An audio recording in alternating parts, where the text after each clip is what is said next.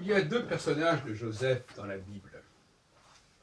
Et ils sont considérablement proches l'un de l'autre. Il y a le Joseph qui a des rêves dans le livre de la Genèse.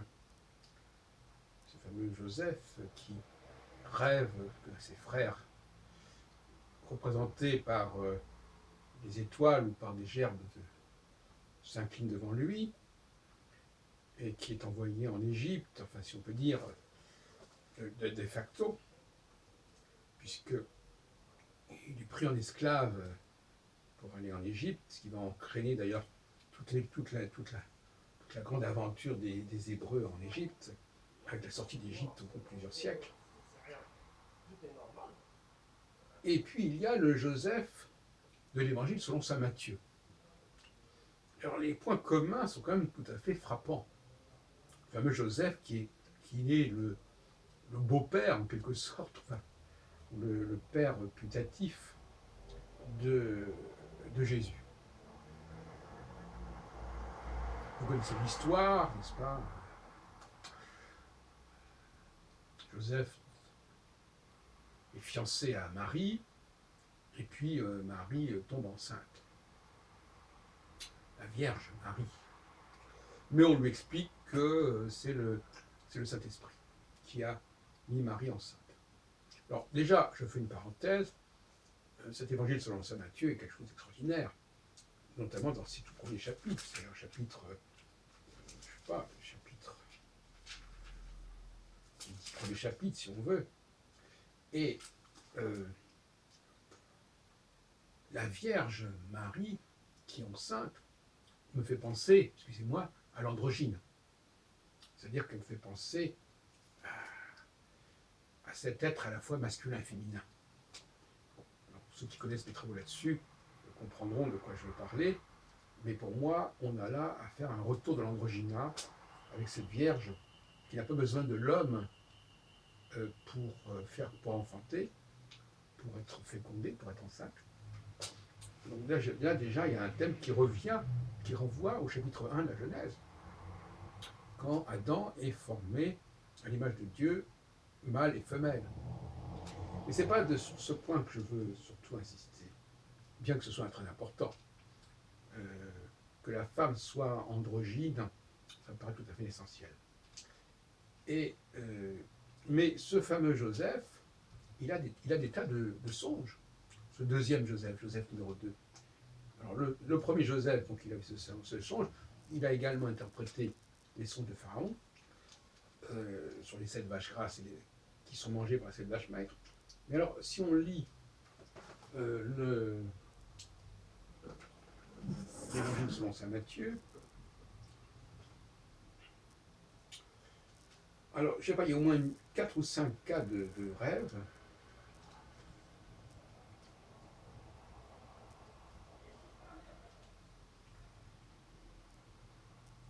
Comme il y pense, alors, donc, comme il y pensait, voici un ange du Seigneur lui apparut en songe et dit à Joseph, ne crains pas de prendre avec toi Marie, ta femme, car l'enfant qu'elle a conçu vient du Saint-Esprit. Donc ça, c'est le moment où Joseph apprend que sa fiancée est enceinte et qu'il se pose des questions. Donc il a un rêve qui lui permet de résoudre le problème, si on peut dire. Et puis, il y en a bien d'autres. Puis, divinement avertis en songe de ne pas retourner vers Hérode, ils regagnèrent leur pays par un autre chemin. Chapitre 2 de l'évangile selon saint Matthieu. Il y en a encore d'autres.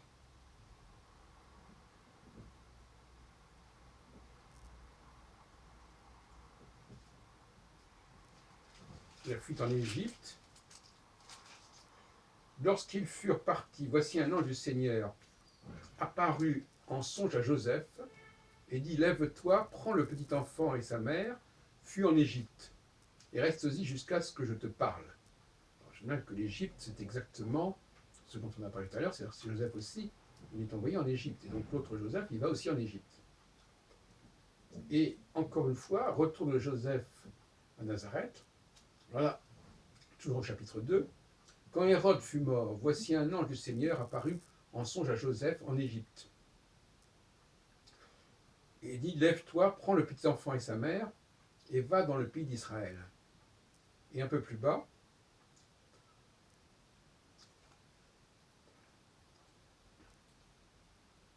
mais ayant appris qu'Archélaus régnait alors sur la Judée, à la place d'Hérode, son père, il craignit de s'y rendre, et divinement averti en songe, il se retira dans le territoire de Galilée, et vint demeurer dans une ville appelée Nazareth.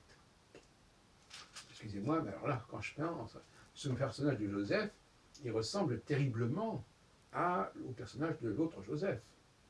Et je dirais même qu'il est calqué dessus. Alors maintenant, le lien entre les deux personnages est intéressant aussi, puisque ça commence, l'évangile selon saint Matthieu commence ainsi, généalogie de Jésus-Christ, Alors, Abraham engendra Isaac. Alors,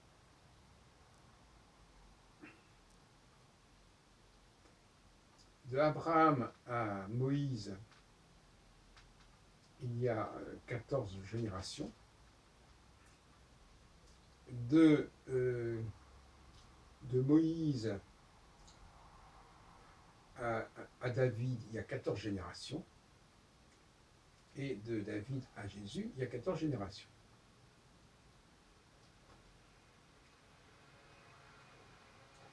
Il y a donc en tout, je lis la fin du chapitre 1, il y a donc en tout 14 générations depuis Abraham jusqu'à David, 14 générations depuis David jusqu'à la déportation à Babylone, excusez-moi, et 14 générations depuis la déportation à Babylone, qu'on appelle aussi, ça dépend de la traduction, on peut parler d'autre façon, de la déportation à Babylone jusqu'au Christ, il y a encore 14 générations. Bon, ces chiffres sont également un petit peu fantaisistes, probablement.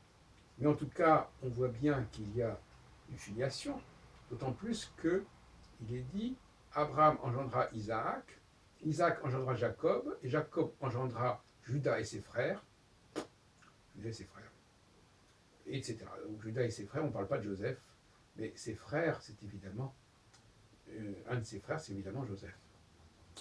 Voilà, alors, donc, voyez-vous, je ne sais pas si ça a été signalé avant moi, je ne suis pas certain que ça a été signalé avant moi. Je parlais ce matin de désenclavement. Il est évident qu'on ne peut pas étudier l'Ancien Testament sans étudier le Nouveau Testament. Pourquoi? Et inversement, vous me direz. Et dans les deux sens. Mais en tout cas, ça aurait été une erreur grossière de ne pas regarder l'Évangile selon saint Matthieu quand on s'intéresse au personnage de Joseph. Vous me direz, mais ça n'a rien à voir. Oui, ça c'est facile de dire que ça n'a rien à voir. Ça a beaucoup à voir. Parce qu'il y a des emprunts, parce qu'il y a des choses qui sont reprises, et que ce n'est pas ce qui manque dans les rapports entre le judaïsme et le christianisme. Et donc là, c'est un phénomène très très intéressant, au contraire. Et je m'en serais mordu les doigts de ne pas l'avoir signalé en temps et en heure, notamment dans le livre que je prépare. Ce personnage de Joseph qui songe, je ne savais pas du tout et je l'ai découvert par hasard, puisque je suis tombé cet après-midi, bien que j'ai cet ouvrage dans ma bibliothèque, dans la rue, il y avait à côté d'un hôtel, vous savez que les livres Gédéon sont distribués dans les hôtels, eh bien un client d'un hôtel, rue de Bercy, près de la Cinémathèque, eh bien il avait laissé cet exemplaire en 3 langues, trilingue, Nouveau Testament, anglais, allemand, français, et j'ai ouvert tout simplement l'ouvrage, et j'ai regardé d'ailleurs les 3 traductions, parce que je connais les 3 langues, et je me suis aperçu tout d'un coup que ce fameux Joseph, il avait quand même des similitudes assez effarantes et frappantes, sans parler comme on a dit tout à l'heure, de la question de la Vierge, qui nous renvoie aussi à toute une problématique du chapitre 1 de la Genèse, qui est en quelque sorte repris d'une certaine manière. Et c'est intéressant parce que c'est justement dans le chapitre 1 de l'Évangile selon saint Matthieu que l'on trouve, à la fin du chapitre 1 de l'Évangile selon saint Matthieu, qu'on trouve cet exposé qui renvoie à la fin du chapitre 1 de la Genèse. Puisque le chapitre 1 de la Genèse, après toute la création, etc., on arrive à la création de l'homme, et notamment cet homme, Betselem Elohim, à l'image de Dieu, qu'on trouve d'ailleurs au début du chapitre 5, avec la naissance de Seth, je vous renvoie à ça, chapitre 5 de la Genèse. C'est extraordinaire cette similitude. Alors, évidemment, on pourrait discuter très longuement là-dessus, mais cet évangile selon saint Matthieu, elle est quand même tout à fait remarquable. On ne retrouve pas d'ailleurs, on ne retrouve pas vraiment, par exemple si je regarde l'évangile selon saint Marc, il n'y a pas grand-chose là-dessus. Selon saint Luc, je crois qu'il y a un peu plus, attendez que je regarde. Au début de saint Luc, l'évangile selon saint Luc annonce de la naissance de Jésus-Christ. Au 6e mois, l'ange Gabriel fut envoyé par Dieu dans une ville de Galilée, appelée Nazareth, auprès d'une vierge fiancée à un homme de la maison de David, nommé Joseph. Parce qu'il ne faut pas oublier que Jésus est descendant de David, après leur discours. Le nom de la vierge était Marie. L'ange entra chez elle, et salut toi, voilà. Et voici, tu deviendras enceinte et tu enfanteras, etc. Bon, on parle pas. Là, le personnage de Joseph n'est pas vraiment mis en évidence ici. Et d'ailleurs, on ne comprend pas très bien parce que dans l'évangile selon saint Luc, on nous dit qu'ils retournèrent à Nazareth, alors que dans l'évangile selon saint Matthieu, comme je l'ai lu tout à l'heure, on ne nous dit pas ça du tout. On nous dit, il se retira dans les... Alors, on nous dit, mais ayant appris qu'Archélaüs régnait sur la Judée, à la place d'Hérode, son père, il craignit de s'y rendre, et divinement averti en songe, il se retira dans le territoire de la Galilée. On ne dit pas qu'il revient en Galilée. On dit qu'il est là en Galilée pour ne pas être sous la dépendance, pas être trop près de Jérusalem et de l'empire, enfin, et de l'autorité royale qui régnait sur Jérusalem, à partir de Jérusalem. Il va demeurer dans une ville appelée Nazareth. Voilà. Afin que s'accomplisse ce qui avait été annoncé par les prophètes. Donc, vous voyez, donc il y a déjà une discordance intéressante entre saint Matthieu et saint Luc à ce sujet. Et puis, en ce qui concerne donc saint Luc, donc, il y a une vague évocation. Et concernant saint Jean, je regarde rapidement. Je ne sais pas par cœur du tout ça. Alors, c'est aussi dans saint Matthieu qu'on parle de l'étoile des mages, hein, évidemment, qui est un des phénomènes très très intéressants, puisque ça nous renvoie à un phénomène astronomique remarquable. Et ça, c'est également intéressant parce que vous savez que le chapitre 1 de la Genèse parle des étoiles, pas?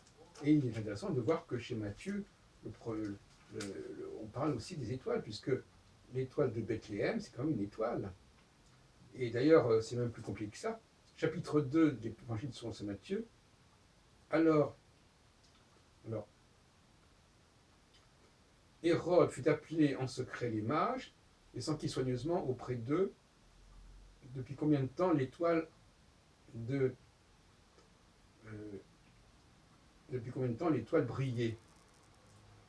Et ça, c'est également dit avant, puisque toujours au chapitre 2, arrivée des mages, Jésus étant né à Bethléem, en Judée, au temps du roi Hérode, des mages d'Orient arrivèrent à Jérusalem et dirent, où est le roi des Juifs qui vient de naître, car nous avons vu son étoile en Orient. Et nous sommes venus pour l'adorer.